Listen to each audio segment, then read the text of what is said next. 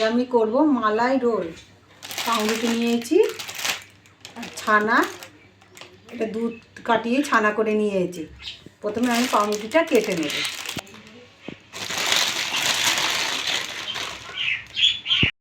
পাউরুটিগুলো বার করে নিয়েছি, আমি পাউরুটিগুলো কেটে নেব সাইডগুলো।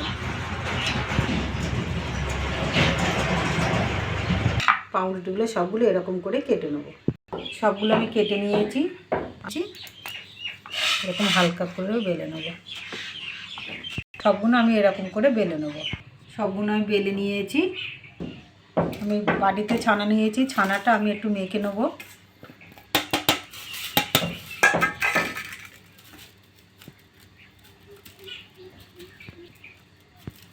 এরকম করে ঘষে ঘষে মেখে নেব। আর ভালো করে মেখে নিয়েছি। আমি এবার গ্যাসটা জ্বেলে নেব। গ্যাস জ্বালিয়ে কড়া বসিয়ে দিয়েছি। কড়াতে একটু জল দিয়ে দেবো। জলটা হালকা গরম হয়ে গেছে, আমি গুঁড়ো দুধগুলো দিয়ে দেবো। দিয়ে এটা গুলে নেব। গুঁড়ো দুধটা ভালো করে গুলে নিয়েছি। দুধটা ভালো করে ফুটিয়ে নিয়েছি। আমি এই ছানাটা দিয়ে দেবো।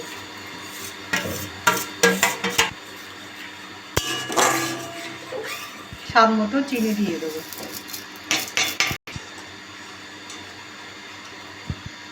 আমি একটা এলাচ ফাটিয়ে গুঁড়ো করে নিয়েছি, এলাচটা দিয়ে দেবো।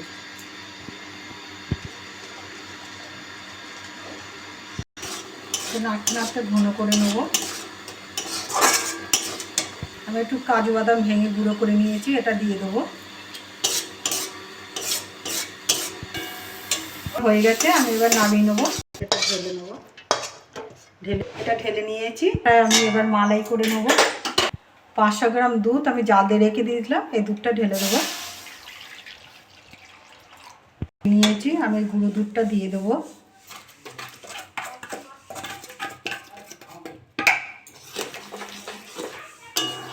দুটো এলাচ ফাটিয়ে নিয়েছি, এটা দিয়ে দেবো। আর চিনি দিয়ে দেবো, গুঁড়ো চিনি। এটা যেরকম খাবেন কম বেশি করে নেবেন। এটা তারে হোক, আর আমি এইটা রোলটা তারে করে নেব। একটা পাউরুটি নিয়েছি, এই সন্দেশটা দিয়ে দেবো। সাইড দিয়ে জল দিয়ে দেবো।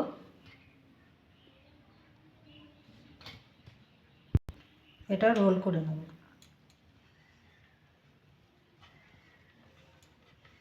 একটা রোল আমার হয়ে গেছে, আমি এরকম করে বাকিগুলো সব করে নেব। এটা আমার মালাইটাও আমার হয়ে গেছে, আমি এবার নামিয়ে নেব। সব রোলগুলো আমি করে নিয়েছি, হালকা ঠান্ডা করে নিয়েছি। ওর মধ্যে দিয়ে দেবো ওপর দিয়ে।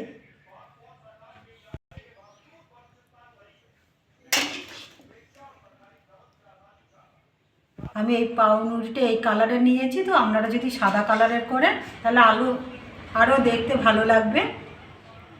আমি সাদা কালারটা নেইনি, আমি এই কালারটা নিয়েছি।